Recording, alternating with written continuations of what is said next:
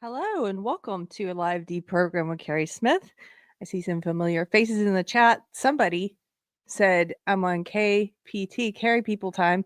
Who said this? Robert. Robert, I'm on Southern Time, okay? Give it up for Robert. Also, Pirate Tomsky, another mod in the chat. Sup, my nittas? Good to see you guys. So today is a MAGA hat day because of this fight that Trump is currently engaged in, that I'm very happy he is taking on. And this is the fight with our elite academic institutions. And specifically in this case, in this story that we're covering today with Harvard. And even today, there were several breaking news updates to what's happening with the Trump administration and with Harvard. And so we're going to read through some of that. Let's start with this letter that was sent yesterday. So yesterday, Kristi Noem of the Homeland Security Department, she sent this letter. So I'm going to put this on screen. To Harvard. And Harvard's already responded. You should know right up front. I'll read an article about this in a second. We can get into it. But Harvard has already responded with a lawsuit. They are now suing the Trump administration. And a federal judge has jumped in and issued a temporary restraining order against the Trump administration. But let's start with this letter that kicked it all off. This is from the Department of Homeland Security, Kristi Noem. And the subject is Harvard Student and Exchange Visitor Program decertification. So I wasn't aware of this, but our academic institutions, they have to have a certification to be able to enroll foreign students, to bring students who are not immigrants, who are not citizens, to bring students here for the purposes of education. They have to have a certificate to be able to do that. And so the Department of Homeland Security is letting them know with this letter yesterday that they were revoking that certificate, and we're about to read why. So she says, I'm writing to inform you that effective immediately, Harvard University student and exchange visitor program certification is revoked. As I explained to you in my April letter, it is a privilege to enroll foreign students, and it is also a privilege to employ aliens on campus. All universities must comply with Department of Homeland Security requirements, including reporting requirements under the Student and Exchange Visitor Program regulations, to maintain this privilege. As a result of your refusal to comply with multiple requests to provide the Department of Homeland Security pertinent information while perpetuating an unsafe campus environment that is hostile to Jewish students, promotes pro-Hamas sympathies, and employs racist DEI, diversity, equity, and inclusion policies, you have lost this privilege. Based. Right out the gate, based. The revocation of your student and exchange visitor program certification means that Harvard is prohibited from having any aliens on F or J non-immigrant status for the 2025-2026 academic school year. This decertification also means that existing aliens on F or J non-immigrant status must transfer to another university, a university that still has their certificate, right? Because they complied with the requirements. So they could transfer to another university. They must transfer to another university in order to maintain their non-immigrant status. This action should not surprise you and is the unfortunate result of Harvard's failure to comply with simple reporting requirements. On April 16, 2025, I requested records pertaining to non-immigrant students enrolled at Harvard University, including information regarding misconduct and other offenses that would render foreign students inadmissible or removable. On April 30th, 2025, Harvard's counsel provided information that he represented as responsive to my request. It was not. As a courtesy that Harvard was not legally entitled to, the acting DHS general counsel responded on my behalf and afforded Harvard another opportunity to comply. Harvard again provided an insufficient response. Consequences must follow. to send a clear signal to Harvard and all universities that want to enjoy the privilege of enrolling foreign students, that the Trump administration will enforce the law and root out the evils of anti-Americanism and anti-Semitism in society and campuses. If Harvard would like the opportunity of regaining student and exchange visitor program certification before the upcoming academic school year, you must provide all of the information requested below within 72 hours. Please be advised that providing materially false, fictitious, or fraudulent information may subject you to criminal prosecution. Other criminal and civil sanctions may also apply. I expect full and complete responses to the following requests. Number one, so here's what they were asking for. And you might be wondering, what is this in regards to? So there were allegations that there have been several foreign students who are not citizens, who are not immigrants, at these elite American institutions who've been involved in protests, riots, encampments, during which they have expressed anti-American sentiment. And there's been a debate brewing about this. One of the points that some people are making is that, even if they're saying death to America, even if they're chanting death to America or something that obvious as an anti-American statement, well, they should be protected by our free speech laws, by the Constitution. And I'm a free speech absolutist. I think you should be able to say whatever you want to say, even if it's abhorrent. I don't think it's the government's job. Let me put it this way: the government's job to restrict that. These schools, though, first of all, there's a couple things that factor here. A lot of these elite institutions have they're private institutions, right? So they have their own code of conduct and standards. And many of these universities, it turned out, they were not enforcing these standards of conduct. They were only enforcing them against speech they didn't like, but they were not universally applying their own standards of conduct. We learned this when the presidents of several of these universities, many of whom have since stepped down, Claudine Gay, the former president of Harvard, for example, were called before Congress to testify about people who were calling for the genocide of Jews, for example, on campuses, people who were making anti-American statements, that they were not enforcing their code of conduct on this kind of speech, but they were, guess what they were enforcing it on? Conservatives, right? You can't have any conservative ideas on campus. No. That's what they were unequally applying their code of conduct to. The other issue I would say is that the people who are claiming that this is a matter of free speech and that these foreign students are protected by our Constitution from government interference, these are not citizens. They're not even immigrants. So you've got another issue at play here, which is it a smart or wise decision to allow foreign students, foreigners to come into the country and then express ideas like death to America when they're not citizens, they're not protected by that. So that's another point that people are making. And I'll leave that up to you guys to tell me in the chat what you think about that. Let's continue. So these are the things that Kristi Noem and the Department of Homeland Security requested. And they said, they sent this letter yesterday and they told Harvard, you have 72 hours to provide this so we can determine if you're allowing foreigners to come over and, make calls for genocide or make calls for, death to America while having the privilege of being here as a foreigner at a university, at an American university. So, number one, any and all records, whether official or informal, in the possession of Harvard University, including electronic records and audio or video footage regarding illegal activity, whether on or off campus, by a non-immigrant student enrolled in Harvard University in the last 5 years. Number two, any and all records, whether official or informal, in the possession of Harvard University, including electronic records and audio or video footage regarding dangerous or violent activity, whether on or off campus, by a non-immigrant student enrolled in Harvard University in the last 5 years.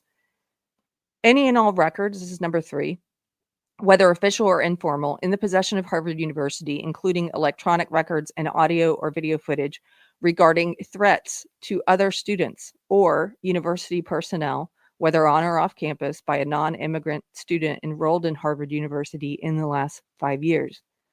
Number 4, any and all records, whether official or informal, in the possession of Harvard University, including electronic records and audio or video footage regarding deprivation of rights of other classmates or university personnel, whether on or off campus, by a non-immigrant student enrolled in Harvard University in the last 5 years. Number 5, any and all disciplinary records of all non-immigrant students enrolled in Harvard University in the last 5 years. And finally, number 6, any and all audio or video footage in the possession of Harvard University of any protest activity involving a non-immigrant student on a Harvard University campus in the last 5 years. So this is the letter. And the Trump administration gave them 72 hours to compile that information that they'd already asked for in April, and to comply. And instead of complying, Harvard decided to file a lawsuit. Let me share this with you. Cynthia Carter. Man, this is quite the list. No ain't playing, is she? No. I love this out the gate. I mean, she's just very matter of fact, cut and dry. This is what we're asking for. This is how you comply. Okay. So, all of this happened today. This happened this morning. So Harvard hit back with a lawsuit, and then a federal judge, of course, has stepped up to grant them a temporary restraining order. And first of all, you should know how many students this impacts. This is foreign students, non-immigrants, but also non-citizens, make up about 30%, like 27 to 30% of the Harvard student body. So it's a significant portion of the Harvard student body. And again, as the government says, it's a privilege. 30% of the student body. So it's about, I think it's like 6,000 students a year. Someone correct me if I'm wrong. Here's a headline from NPR. Judge blocks Trump administration's move to bar Harvard from enrolling international students. A federal judge has temporarily blocked the Trump administration's move to revoke Harvard University's ability to enroll international students. Harvard filed the lawsuit on Friday morning, just a day after the Department of Homeland Security said it would terminate the school's certification that authorizes it to enroll international students and scholars. According to the university's complaint, this revocation is a, quote, blatant violation of the First Amendment. Is it, though? It's not your legal right to bring students here who are not immigrants and who are not citizens. Is as Noam's letter laid out, this is a privilege that you are granted if you meet certain requirements from Homeland Security, and they've laid out what those are. This is what we want to see, so we can make a judgment. They won't even offer the evidence. They won't even comply with what's being asked of them. So it says this is a blatant violation of the First Amendment and a retaliation against Harvard for rejecting the government's demands to control Harvard's governance, curriculum, and the ideology, they put that in quotes, of its faculty and students. Do you know what this part here is about? This is about DEI. Because Harvard has refused to comply with the Trump administration's demands that universities stop employing racist DEI, racist indoctrination and ideology, and maintaining racist and sexist DEI departments. So Harvard has said they're not going to comply with that either. I'll continue. Before federal judge Allison Burroughs issued the temporary restraining order, DHS told currently enrolled visa holders that they must transfer to another university in order to maintain their non-immigrant status. Harvard has nearly 7,000, so it's 7,000. I thought it was 6,000. 7,000 international students, which make up roughly 27% of the student body. I never knew it was so many. First of all, I didn't know. DHS Secretary Kristi Noem said in a statement that the Trump administration is, quote, holding Harvard accountable for fostering violence, anti-Semitism, and coordinating with the Chinese Communist Party on its campus, end quote. Early Friday morning, Harvard's president, Alan Garber, addressed the campus community in a letter, quote, we condemn this unlawful and unwarranted action, he wrote, saying that the move by the Trump administration is not only a threat to the international students and scholars at Harvard, but also, quote, serves as a warning to countless others at colleges and universities throughout the country who have come to America to pursue their education and fulfill their dreams. Not knowing whether you're going to have 25% of your students is something Harvard can't leave until later in the summer, says Sean Carver, who has spent more than 20 years working in international education. He's currently the executive director of University of California, Berkeley's International House, a residential living and learning center that hosts nearly 600 students and scholars from around the world. Quote, this makes international students wonder if the U.S. is still a safe and welcoming place to study, he says. We're already seeing fewer international applications this year. Well, if you're complying with what they've asked of you, then it's fine. In fact, they even said these students can transfer to another U.S. institution, another school that has complied, that still has their certificate to bring in non-immigrant foreign students. More than 1.1 million international students enrolled at U.S. colleges and universities in the 23-24 school year. 1.1 million. They do not qualify for federal financial aid and so play a critical financial role in many schools. In the last academic year, international students contributed nearly $44 billion with a B to the U.S. economy, according to NAFSA, the Association of International Educators. Let me remove this. So this is where we're at. And as I said, this story keeps being updated. It's a evolving story because now you have the federal judge issuing a temporary restraining order and telling the Trump admin that they can't do this, that they can't stop these students from coming in. I've got a video here I'm going to play you. This is from NBC News.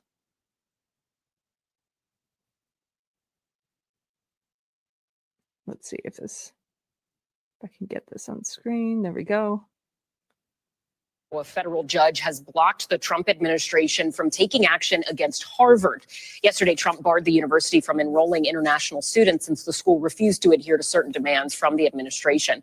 In turn, Harvard sued the Trump administration. And this morning, the university president writing a letter condemning their actions, saying in part, quote, it imperils the future of thousands of students and scholars across Harvard and serves as a warning to countless others who have come to America to pursue their education and fulfill their dreams. NBC's Antonia Hilton joins us now from Cambridge, Massachusetts. Antonia, what happens now that a court has intervened on behalf of Harvard? Can international students remain enrolled? Yes, Ellison, the short answer is they can remain enrolled, but the more complicated answer is that even with this temporary reprieve, there's going to be a hearing next week on May 27th where we'll know more about what's actually going to happen here. The reality is these students have some very difficult decisions ahead of them. You know, say you are international right now, but you've left campus because classes ended the other day, but you were planning to come back to the U.S. this summer for, say, an internship or to do some research here on campus. Well, if things change again, you may find yourself arriving at the U.S. border and get detained. That's a real possibility that I've been talking to students about right now. They also are aware that these lawsuits, they wind on for quite a while. So does that mean they'll be in legal limbo and waiting to see, constantly feeling at risk while they're trying to learn and trying to be part of campus life? I asked one international student, a sophomore here at the undergraduate program here at Harvard, about the prospect of all of this, of potentially losing his ability to be here. Take a listen, Ellison.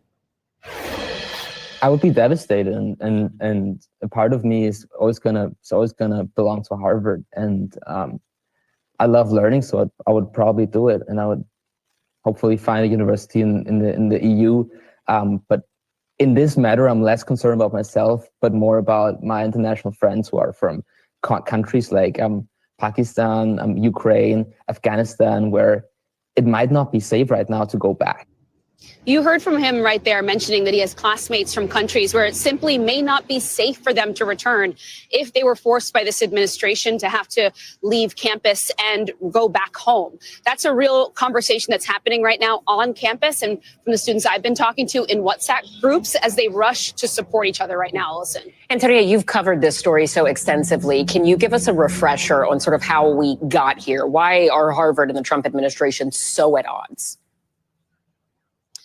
Oh boy, I will try to condense this story for you because it has been brewing for many months, as you know, Ellison. But this began with the administration sending this demand letter, wanting to know everything from kind of being able to see the views and opinions of activists and professors on campus to being able to have potential influence over things like certain academic programs and hiring and firing decisions on campus. But the latest list of demands that they received from Secretary Kristi Noem this week was a request for all kinds of disciplinary data about students, private information that universities, by the way, don't typically have to hand over, which is why you're seeing this university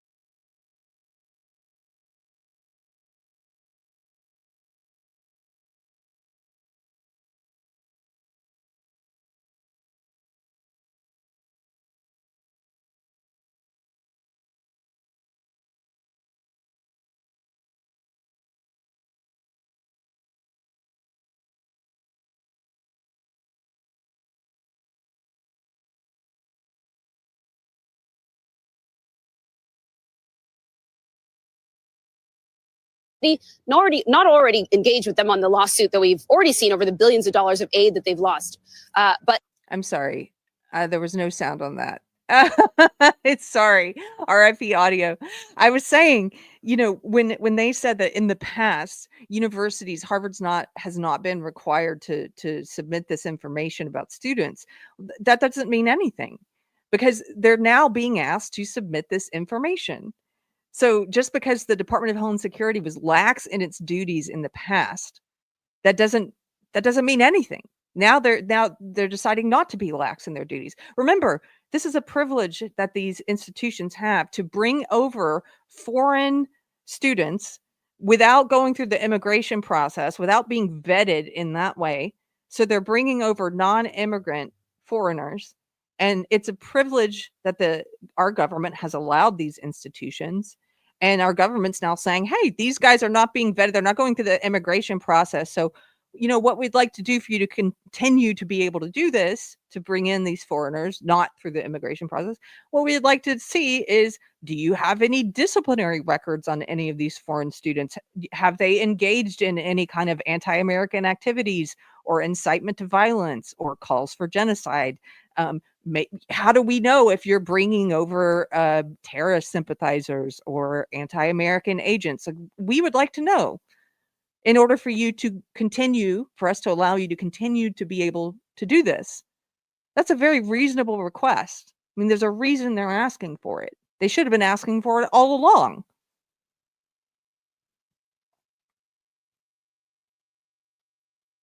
Yeah, I think the leftists have gotten to such a place of craziness in their ideology where they throw out common sense completely out the window. They can't imagine any reason why our Department of Homeland Security might want to know about the foreigners who are coming over into universities without going through the immigration process. Like, maybe there's a reason they would like to know. You guys leftists, I guess, were seemingly okay with our government saying, they want to be able to look into our bank accounts, U.S. citizens' bank accounts, so they can try and stop terrorism. Somehow that was necessary, that invasion of privacy, that basically violating our rights. that you guys are okay with that to stop terrorism, spying on U.S. citizens, but you're not okay with them saying, hey, we want some information on the foreigners you're bringing in universities. Like, it makes sense. There's nothing nefarious about it. Now fight again on another legal front to try to preserve really the spirit of the school and the services they provide to people from all over the world, Ellison. Thanks for watching. Stay updated. Okay, so in the chat, this is interesting. Twee Girl says, in Canada, the international students sometimes enroll, never attend class, disappear, and they never leave the country. I mean, that's a potential loophole, don't you think? Like, maybe we should know something.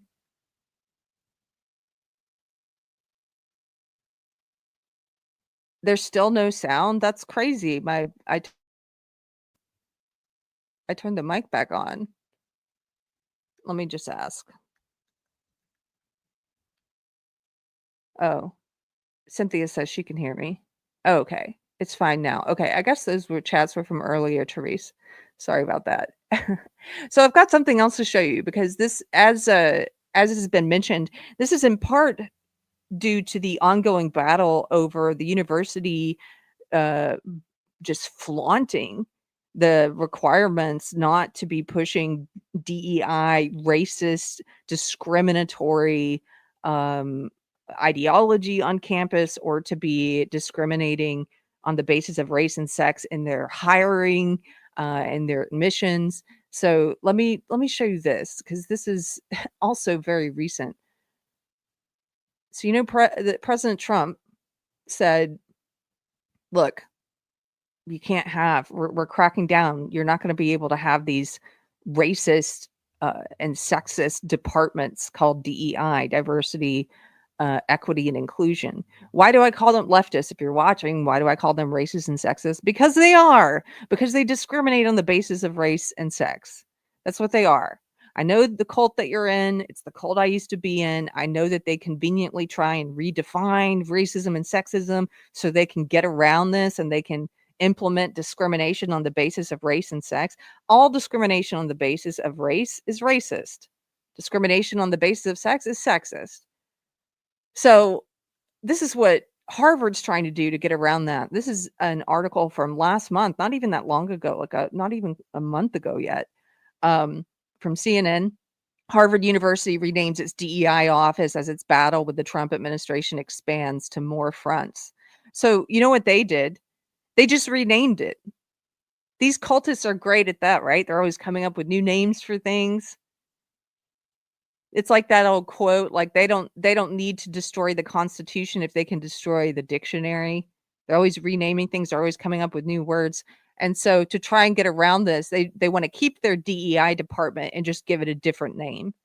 So Harvard University renames its DEI office as its battle with the Trump administration expands to more fronts. This is from April 29th, hours after Harvard University faced the Trump administration in court for the first time in its push to restore more than $2 billion in blocked federal funding, which, by the way, thank you. This is what we voted for. I keep seeing these headlines, these articles about how, like in the leftist propaganda mainstream news machine, where they're like, Trump voters are so upset that they voted for Trump. You know, they're so upset. No, we're not. We're happy. We're happy with this. We're happy that $2 billion in federal funding was blocked, at least $2 billion. I hope they block more. So the nation's oldest and wealthiest college made a symbolic bow to the White House demands, renaming its Diversity, Equity, and Inclusion Office. The change was announced Monday in an email to the campus community from the head of what had been the Office of Equity, Diversity, and Inclusion and Belonging. That's the new cult word, belonging. They started tacking that on a few years ago. It nods to a sweeping effort by President Donald Trump to eliminate DEI practices designed to, here's how they describe it. Here's how CNN describes it. Designed to advance racial, gender, class, and other representation in public spaces. Is that what it does? It advances racial, gender, class, and other representation. Do you know what that means? Another more accurate way of phrasing that's not so flowery, it employs racist and sexist discrimination. It selects for some people based on what color of skin they have or what sex they are. And it passes other people over based only on the color of their skin or what sex they are. That's what DEI does. It says Trump decries this as illegal and immoral discrimination. It is. It's both. Quote, we must sharpen our focus on fostering connections across difference, creating spaces for dialogue, and cultivating a culture of belonging. There's that cult word. Not as an abstract ideal, but as a lived experience. There's another cult phrase for all. This is what Harvard's Sherry Ann Charleston wrote. This is all woke cult stuff. That's what she is. She's there pushing a religion. It's the woke left religion. It's the woke left belief system and ideology. And it's baked in. It's baked into everything they teach. I've told you guys before, if you've been a Deprogrammed listener for a while, a former friend of mine that I knew when I was in the woke cult, who was in the comedy world and the activism world. So we overlapped on both of those. We were both into social justice, woke leftist activism and comedy. I worked in comedy. She ended up being hired by Harvard Medical School. Harvard Medical School, okay? You're supposed to be training the brightest doctors in the world, right? Her job, she had no background in medicine. Her job was she worked for one of these DEI, it was an LGBT plus named department. Her job was to indoctrinate Harvard medical students with woke ideology. Specifically, she was there to brainwash them, to teach them, to indoctrinate them, to program them to believe that biological sex isn't real.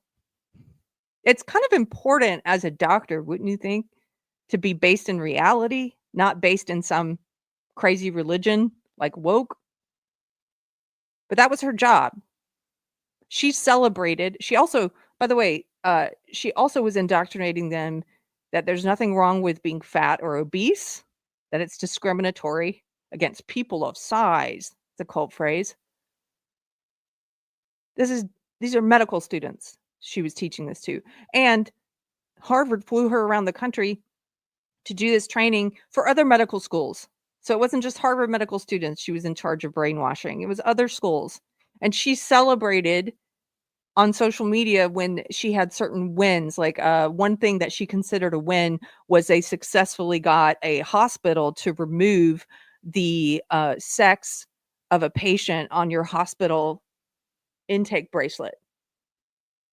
They got them to take off, you know how it has like your blood type and your age and your weight and your sex. They got them to remove male or female entirely. And they considered that a win. It's an ideological win. It's not a win for the patients.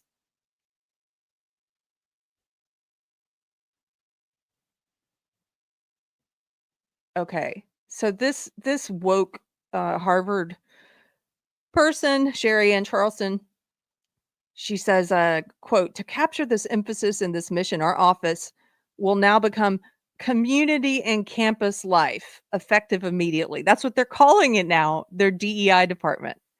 Harvard further announced Monday it would no longer host or fund affinity group celebrations during commencement. You know how the woke left, they started having all these racially segregated graduation ceremonies. We've seen this over the past 10 years as woke left ideology has become ascendant. Very illiberal, very racist. We're talking about segregated. They started having like black graduation and like Latino graduation and white graduation. But they didn't have a white graduation. But that they had regular, that's where white people could go. Regular graduation ceremony. But then we're going to put all these different groups of what they call of color into their own graduation ceremonies. racist. So they said at least they would no longer host or fund affinity group celebrations during commencement. They reported this. That's what the school's student-led newspaper reported. The decision was made after the Department of Education threatened funding cuts if Harvard did not cancel graduation celebrations that could separate students based on race. Like, hey, we're going to have a graduation ceremony, but you can't come if you're white. Okay. The Trump administration on Monday also announced it was launching investigations into the Harvard Law Review, saying authorities have gotten complaints about race-based discrimination. Harvard Law Review's article selection process appears to pick winners and losers on the basis of race. Yeah, and we just had a whole Supreme Court decision about this. Colleges are not allowed to do this anymore. They're not allowed to use use race or sex-based admissions or hiring. They're not allowed to do this because it's discriminatory on the basis of immutable characteristics. And it was most egregiously impacting Asian students. In fact, it was a large coalition of Asian student groups who filed that lawsuit. If you haven't seen it, I have an interview with Kenny Xu. It's a little bit old now, but Kenny Xu was a big part of that. They're not allowed to do it. And so this is Trump saying, look, Harvard Law Review is picking winners and losers on the basis of race, employing a spoil system in which the race of the legal scholar is as, if not more, important than the merit of the submission. Acting Assistant Secretary for Civil Rights, Craig Traynor, said this in a statement. The student-edited law journal is one of the most venerable and influential in the U.S. legal profession. It has had several students of color as presidents, including former President Barack Obama, but the review only had its first Black woman and first Muslim presidents elected in 2017 and 2021, respectively. The Trump administration says it is investigating whether authors who submitted writing to the law review were favored based on race. And we all know, yes, they were. We know. But let's get the evidence and find out, because we know they're doing it. CNN reached out on Tuesday to the Harvard Law Review for comment. Monday's developments expanding Harvard's multi-front battle with the White House came on the same day that lawyers for both sides met in court for the first time since the school sued over a $2.2 billion freeze in its federal research funding, the largest of such pauses also in place at other elite U.S. colleges amid the White House's crackdown over political ideology in higher education. Harvard's president, in an April 14th open letter, had said that the school would not, this is them absolutely refusing to comply, would not make broad policy changes that the White House demanded of colleges across the country. You want to tell the federal government you're not going to comply with the law, but you still want to receive federal funding? You're filing a lawsuit that you had $2 billion in federal funding frozen. That's our money. That's the taxpayers' money. So they want to file a lawsuit because, look, basically saying you're not going to comply with the law results in consequences, like trying to shake you off the teat of the American taxpayer. So Harvard president said the school would not make broad policy changes that the White House demanded of colleges across the country, including eliminating diversity, equity, inclusion programs. They just outright said it. Quote, the university will not surrender its independence or relinquish its constitutional rights. You won't surrender your independence. If you're independent, then why are you complaining about losing federal funds? You're clearly not independent. You're partially funded by the taxpayer. You're receiving federal grants and funding. Oh, but you're independent. Okay, then be independent. Get by without federal funds. Advocates for education independence have praised Harvard's refusal. Again, look at that, education independence, but with taxpayer money, right? That sounds like education dependence on the taxpayer, right? Advocates for education independence have praised Harvard's refusal of the Trump administration's lengthy list of demands, which also includes changing university policies on protests and admissions, tightening anti-Semitism efforts, and the requiring of, quote, viewpoint diversity in hiring. Look how CNN puts viewpoint diversity in quotes as if it's not a real thing. It is a real thing. And we know that these elite institutions that have been pushing woke social justice, leftist ideology for decades, it was pushed on me when I went to Duke. And that was decades ago, not to age myself, but that was a while back. They're always talking about diversity. Even in this article, we saw them mentioning, you know, we're going to support diversity, not diversity in viewpoint though, right? Not diversity of opinion. In fact, Harvard, in a recent poll by students, do you guys remember this?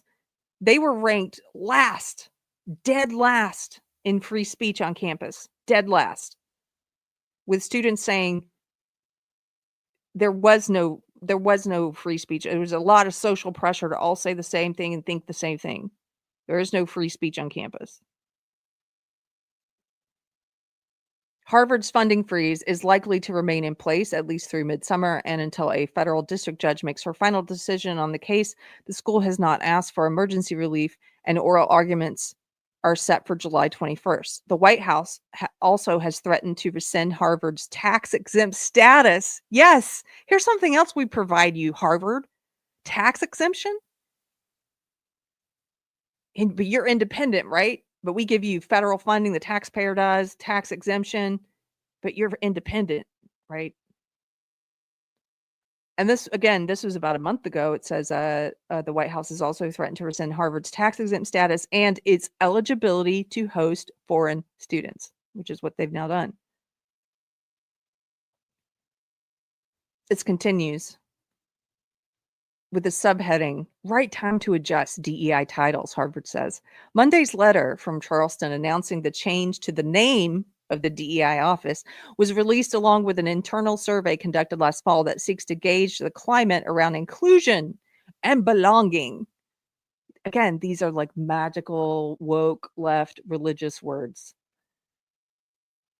Quote, it seemed like the right time to adjust my title to better reflect what the offices under my direction do for our campus community, she said. The new Pulse survey, with more than 10,000 respondents from among Harvard students, faculty, and staff, showed that only about half of Jewish students who responded said they felt comfortable expressing their opinions.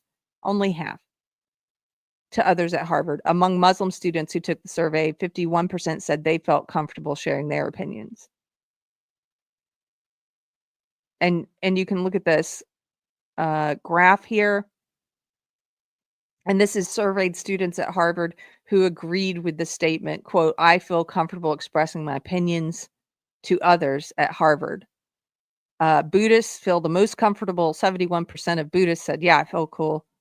Christians, 67% said they feel comfortable. Hindus, 65%, Muslim, 51%, and Jewish students, 48%. It's interesting.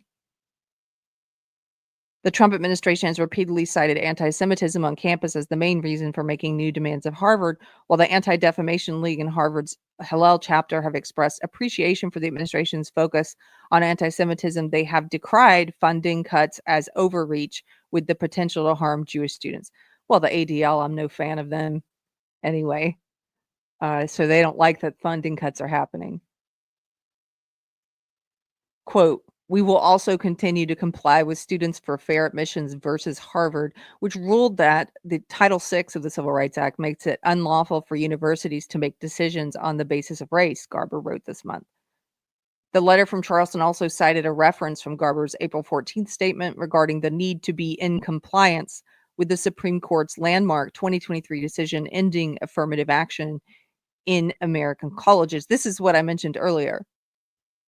In 2023, the Supreme Court said, no, you can't do racist admissions and hiring policy. Sorry. A case at the heart of that ruling involved Harvard and was decided by the same judge now presiding over the funding dispute. Well, that's encouraging. Charleston, who was hired in 2020 as Harvard's first chief diversity and inclusion officer. That's like minister of propaganda. That's what that is. Did not immediately respond to CNN's questions about the DEI office announcement. The Harvard website on Tuesday morning still called the office by its old name and still listed Charleston, who said her new title is Chief Community and Campus Life Officer. She's the DEI diversity chief. That's what she is.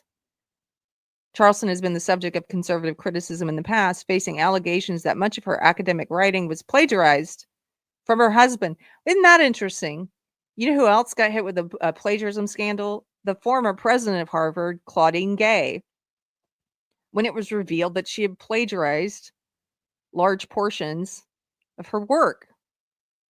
You can go and look at the receipt. I'm not going to cover that again today, but you can look it up. You can go and look at side by side where she would just lift paragraphs from other works and pass it off as her own with no citation, no quote telling you, hey, I'm using it. She didn't put it in quotes like, hey, I'm quoting this other source. She just passed it off as her own. That was the president of Harvard who stepped down. So Charleston also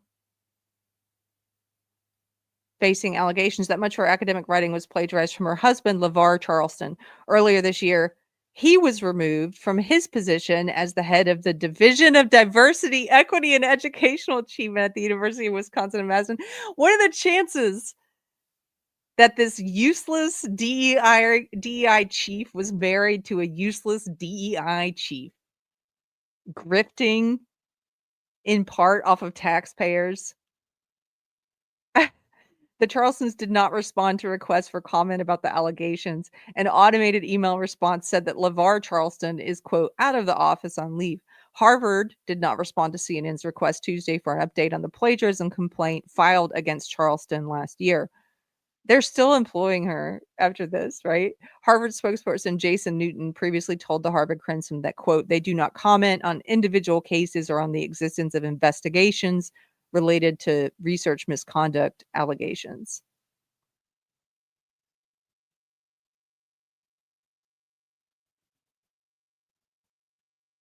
Harvard's decision to rebrand its DEI office follows similar reorganizations at government agencies, schools, and companies across the country amid Trump's crackdown on such programs. So they're all trying to do this. They're all trying to keep the DEI crap, keep the racist and sexist discrimination and brainwashing and ideology, but just give it a different name. That's what they're doing. In a January executive order, the president condemned DEI practices as dangerous, demeaning, and immoral race and sex-based preferences. They are. Harvard argues in its lawsuit the funding freeze measure is the Trump administration's attempt to coerce and control Harvard while disregarding, quote, fundamental First Amendment principles. And they claim that Washington violated an arcane 1946 law governing administrative policies. In particular, the Administrative Procedure Act, quote, requires this court to hold unlawful and set aside any final agency action that is, quote, arbitrary, capricious, and an abuse of discretion or otherwise not in accordance with the law, the Harvard lawsuit says. You know, it's arbitrary, the way that you apply your code of conduct. That's what's arbitrary. You don't apply it universally to speech. You arbitrarily apply it. Trump administration attorneys have not responded to the allegations in the lawsuit, but White House Press Secretary Carolyn Leavitt said on April 22nd, quote, the president has made it quite clear that it's Harvard who has put themselves in the position to lose their own funding by not obeying federal law. And we expect all colleges and universities who are receiving taxpayer funds to abide by federal law. Thank you. Thank you. This is what I voted for. This is one of the many things I voted for. They're not apologetic about it, the Trump admin. They're delivering. Thank you, Dion. Nobody is above the law. Randy Wallen. Hey, what's up, Randy? Thank you for the super chat for $10. Thanks for supporting Deprogrammed. Randy says they haven't thrown out common sense. They hate this country and they want to destroy it from inside out. This is all part of a plan hatched by the global communist cabal in the 1950s. Harvard is a cesspool. I can agree with all of that, actually. I can agree with all of it. Also from Randy for $10. Thanks, Randy. Says, recently sent out cover letter, resume, etc. for a new gig. I used to proudly highlight Harvard and Cornell certificate programs that I participated in, but I pulled both. I'm embarrassed to be associated with them now. Many such cases, right? They've become a laughingstock. It's funny how they still try and present themselves as prestigious. It's not the reputation they have anymore. They admitted David Hogg, okay? Have you seen his SAT scores? They admitted David Hogg, and they said it was because of his extracurricular activities, his leftist activism got him in. Jumped into the top of a pile with abysmal SAT scores. Video snulf. A president keeping their promises. Is this real life? Right? It feels good. It feels good to see it. So I want to show you another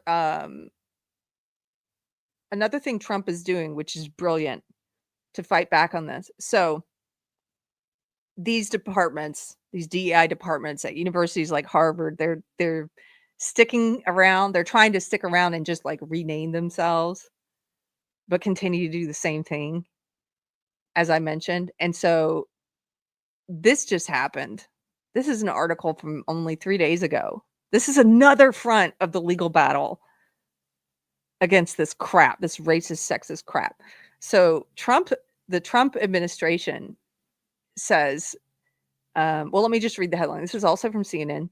The Department of Justice is going to use False Claims Act. They're going to use the False Claims Act to crack down on diversity initiatives at colleges. This is brilliant. This is absolutely brilliant because they're basically they're seeing what the universities are doing, which is trying to get around the law, which is trying to continue to employ racist and sexist discriminatory practices in hiring and admissions. And so the Department of Justice, let me just read this to you. American universities are facing another threat from the Trump administration, which intends to use a civil anti-fraud law.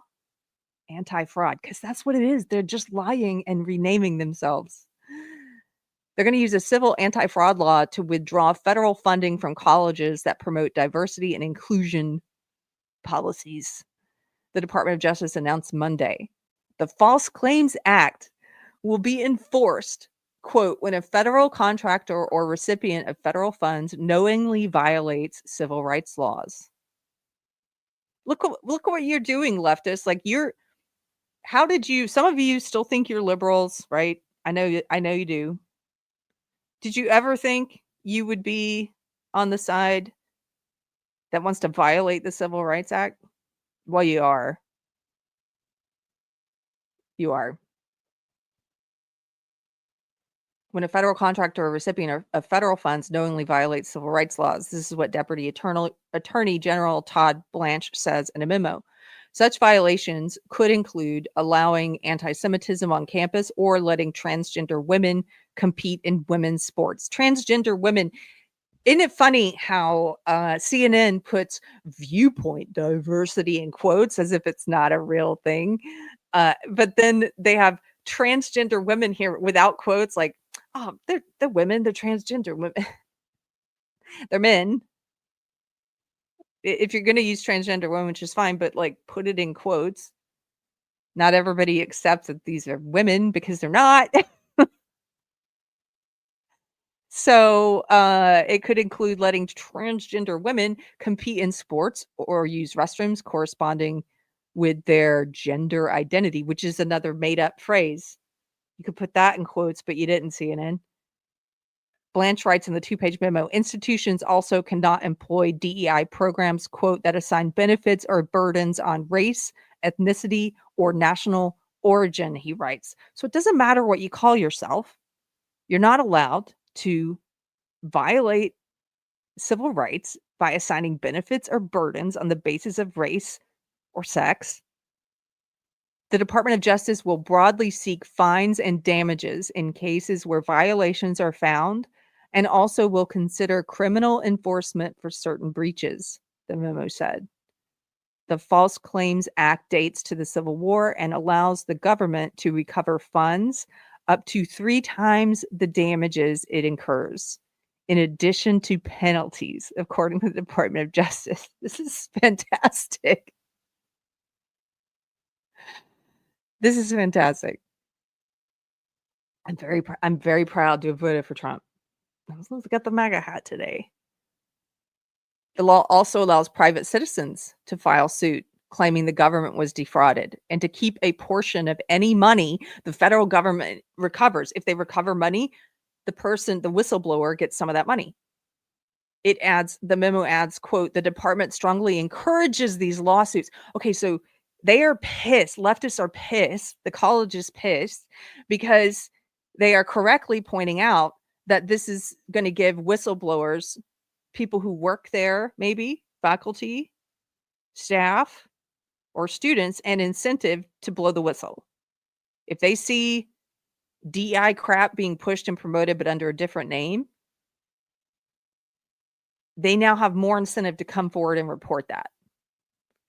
Okay, because they can file their own private suit and they can share in any awarded settlement or fine that the federal government receives.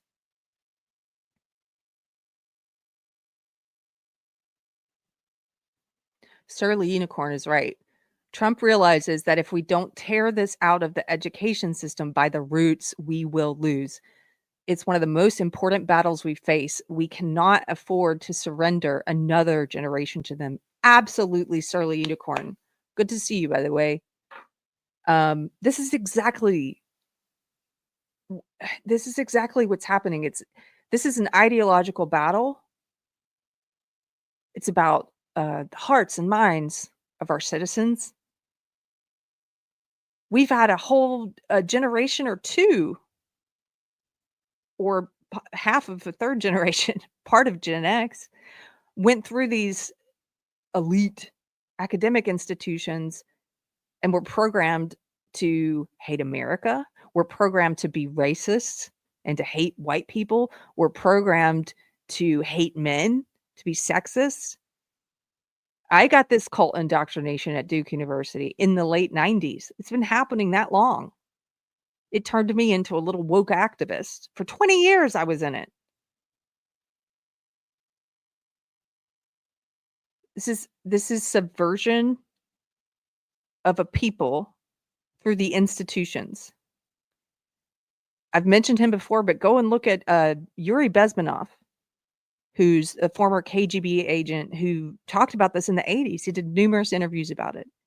He said, we can take down a country internally. We don't have to do it externally. We can take it down internally if we embed an ideology into a whole generation, an ideology that is self-destructive. That's what's been happening. The long march through the institutions.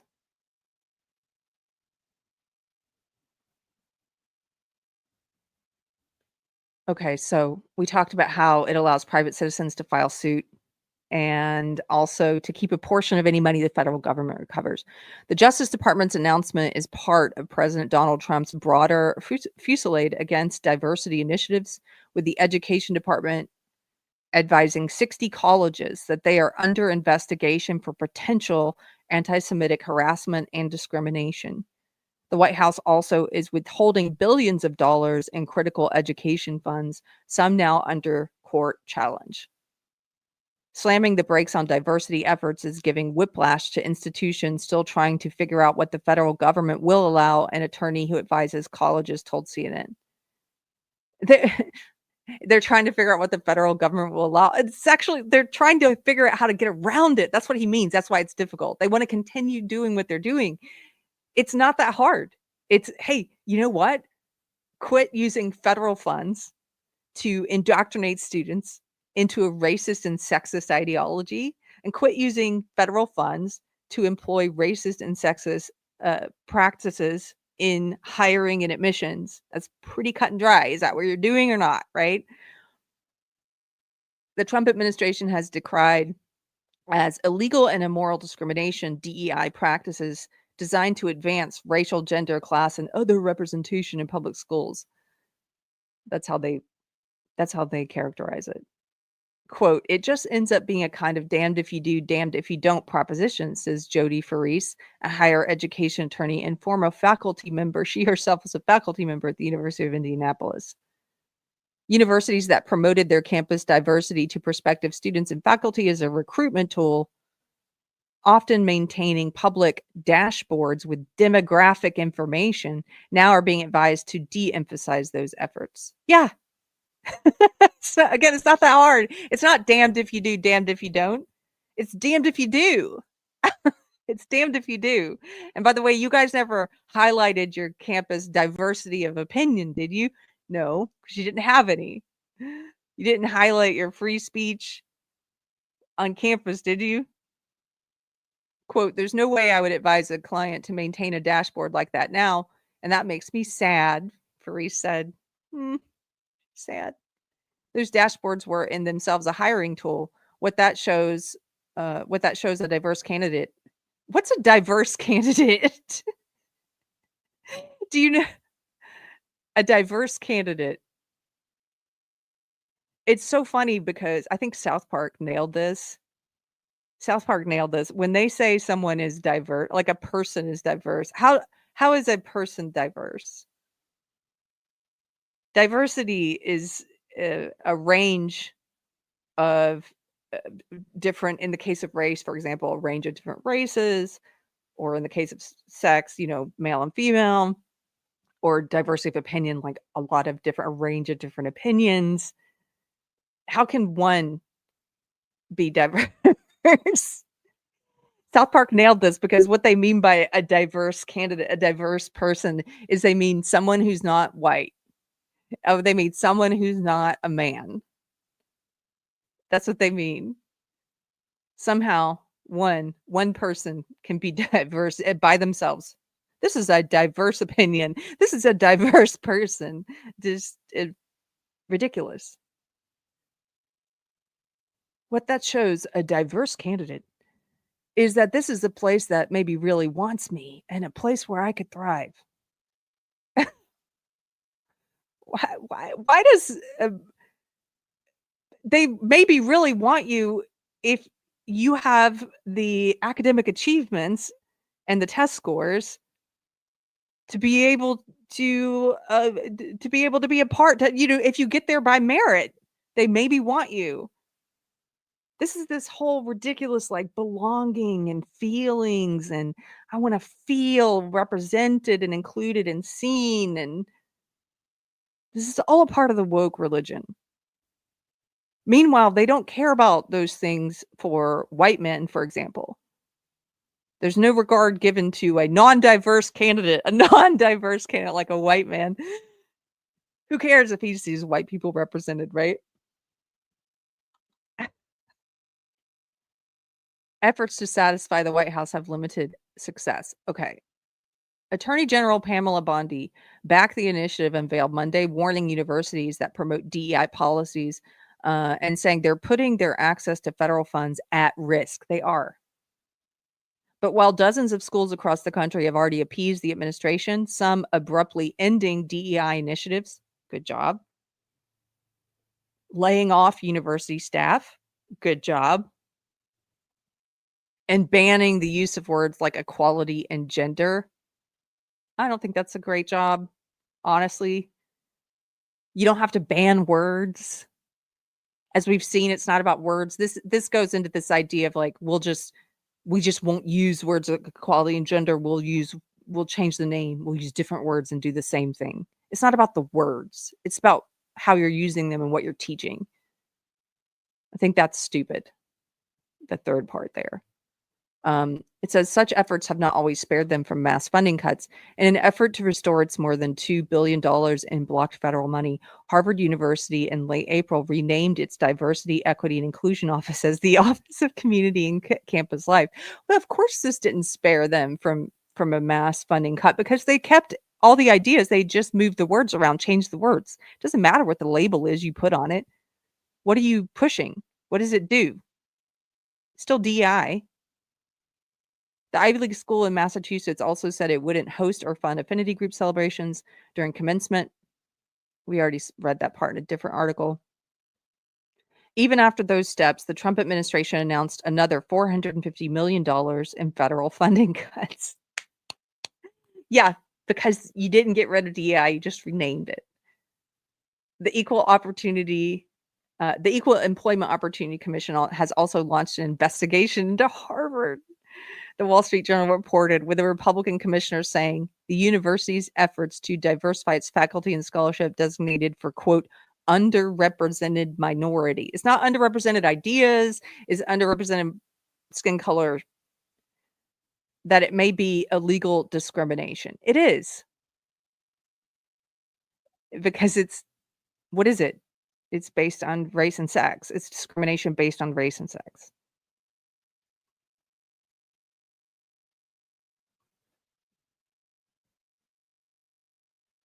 Push-ups. Hey, push-ups. For $4.99, thanks for this super chat, says, when you were on the left, how many potential terrorists did you meet? I don't know. But I certainly knew a lot of people with very anti-American views. Those of us who were indoctrinated into social justice or woke ideology at colleges, we were indoctrinated to hate our country, to think of America as being one of the worst countries, to think of America as being racist and sexist, and to think of America like it was sort of a revisionist history that was sold to us. We were indoctrinated to believe our country is a white supremacist country, that it was designed for white people only, for men. And you know what's funny? Some of the white supremacist groiper types, some of the people who get called woke right these days, they say the same thing. They agree with the woke left. They say, yes, it is a white supremacist country, but it's a good thing. They agree. They have the same revisionist history. They both say America is white supremacist. But the woke left says, and that's bad, and the woke right says, and that's good, but it's not white supremacist. They should just date these two groups because they have a lot in common. Deranged Lunatic, DL, hey, what's up? Thank you for this. The super chat says, if they hate America, why don't they get out? Exactly. It's cognitive dissonance, right? They claim to hate America, but they don't really. They love the freedom, the opportunities here, the standard of living. If it's this supposedly horrible place, why don't they leave? They never leave, right? And the ones who do, I did a previous episode about some of the celebrities. One of the celebrities who actually kept their word and left the country after Trump was elected this time was Rosie O'Donnell. Okay, she went to Ireland. And last I read, she said how hard life is in Ireland and she's going to come back. So sounds like you like America. Sounds like you enjoy it here.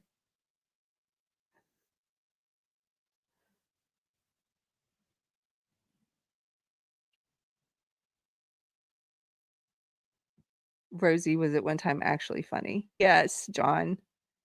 I actually have a soft spot for Rosie O'Donnell. I've said that before. I think she's one of the ones who's just completely brainwashed. It's made her hateful. It's made her say completely false things. Yes, all of that's true. But I feel like she's got a soft little heart, and I think she's just super indoctrinated. And I wish somebody could reach her and wake her up.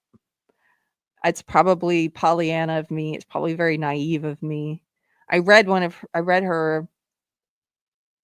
I hesitate to call it an autobiography. It's not an autobiography, but it's about a time in her life. It's called, gosh, what is it? Finding Me, Remember Me, something like that.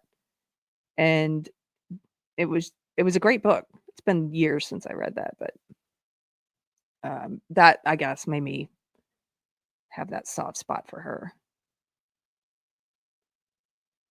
T-Swan, Ireland is for Irish people, not her. She should go live in Ghana. Push-up says, just thinking because universities turn out whether underground types, they do. They turn out Americans who are indoctrinated to hate America. And some of them very vocally disparage America. And some of them, it's more of a casual thing. Like you see this all the time in leftist circles, I'm sure online. They think the American flag is cringe. You know, anybody who's got the American flag in their house, I know to avoid that. Like, what? It's your country. They don't want to celebrate things like 4th of July. They pin articles every 4th of July about why you shouldn't celebrate it, why you shouldn't celebrate Thanksgiving. They're very anti-joy. They hate joy. Joy eaters is what I call them, the joy eaters. They try and, it's not just that they don't enjoy anything, they don't want anyone else to enjoy anything either. Randy for $5. Thank you, Randy. Says, they do hate America. You need to understand that. We're in a revolution. They are revolutionaries. Oh, I understand that. I do completely.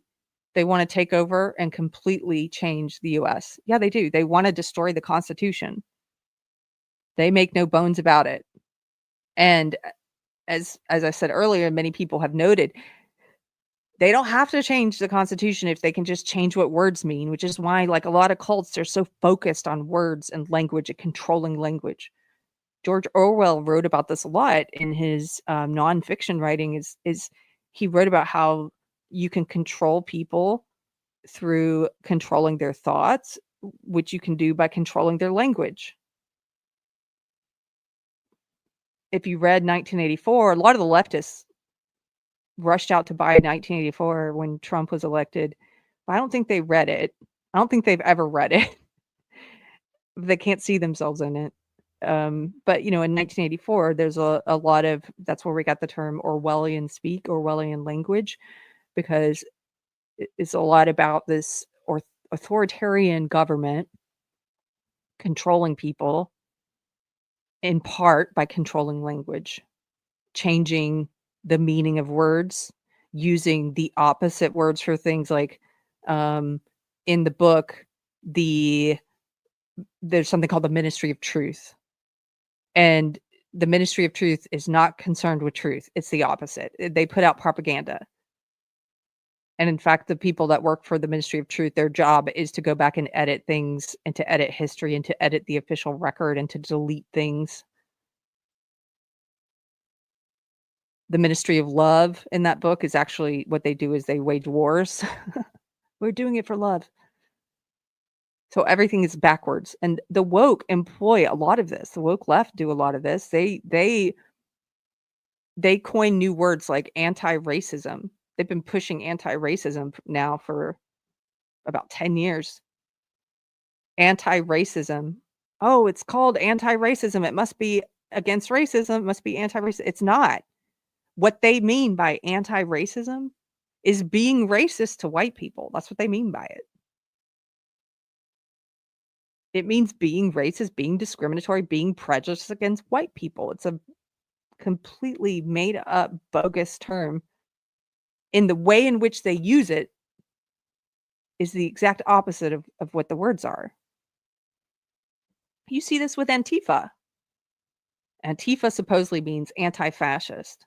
Okay, except they behave in fascist ways. They behave like fascists. But they call themselves anti-fascists. They do this all the time. They did this with Black Lives Matter, remember? They called it Black Lives Matter. It wasn't about black people. It wasn't about black lives. They had their writing, their stated goals, like they supported the destruction of the nuclear family. They were Marxists.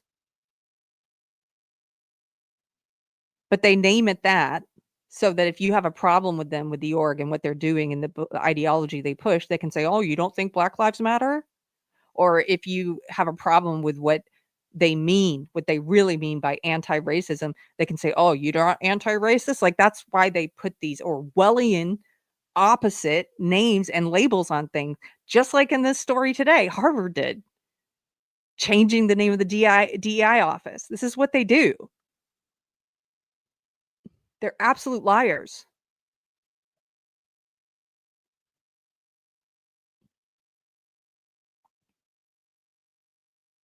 Oh, Savrix is here. Member for 2 months. Good to see you, Savrix. He says, when it comes to the angry blacks and self-guilty whites, all I see is rabies. The revolutionaries want you to want what you have, and they want you not to have it. This is true. This is why I oppose any kind of revolution, this sort of revolutionary kind of we are systemically oppressed, but you can't point to any policies that are oppressive that need to be overturned. If you could do that, I would probably support, yeah, let's overturn it. If there's something that still remains that's, discriminatory towards a group of people, like affirmative action was, for example, that's why I agree with the Supreme Court. We got rid of it. We overturned it in college admissions and hiring anyway. We said, no, you can't do that. It's discriminatory and oppressive. You can't do that. But oftentimes these people who think of themselves as revolutionaries, there's no policy change that they want necessarily. There's no impediment in the law that they want to remove. They just want to change the entire system. They want to burn down the Constitution. They want to start from scratch, and they want to do forcible theft from one group to another on the basis of race or sex. Like they want to go in and take from some and give to others. Redistribution, right? When they push for things like reparations, for example, but it's not for anything that's happened in the person's lifetime. It's not anything that happened to that person, but they're like, oh, we need reparations. There are people in the woke left who push for reparations for Black people for slavery. Well, there's no Black person alive who lived through slavery. And who would you be taking it from? White people? There's no white person alive who owned slaves. But we're going to punish you for the sins of the past. We're going to discriminate against you for things that happened that other people did to other people way before any of you were born. No. I have now recently seen some of these white nationalists, again, they are sometimes being called woke right now, but I've seen some of the white nationalist ones arguing for reparations for white people, and they're using the same arguments as the woke left. This guy went back and forth with me. He was very sincere. He was saying white people, or he calls us heritage Americans. He's like, heritage Americans are owed reparations because of, our ancestors have been stolen from. You're making the same argument though, dude. It's a revolutionary kind of argument. Robert Larry says, yeah, I still want reparations for the potato famine. Yeah. Raphael, punished for the actions of ancestors. Yes. And what's crazy about it is you can't even prove. Like they don't want to, it's not even that specific, punish for the actions of they just want to punish you for sharing a racial pigmentation with somebody else in the past, in history, who had that racial. They're not even, when they talk about it, they're never like, we'll figure out who your ancestors were and if they were slaveholders, because there weren't that many slaveholders. They always assume like all white people are descended from slaveholders. Not true, but they wouldn't even be that specific. They'd just be like, oh, but you have the same skin color as somebody in history. So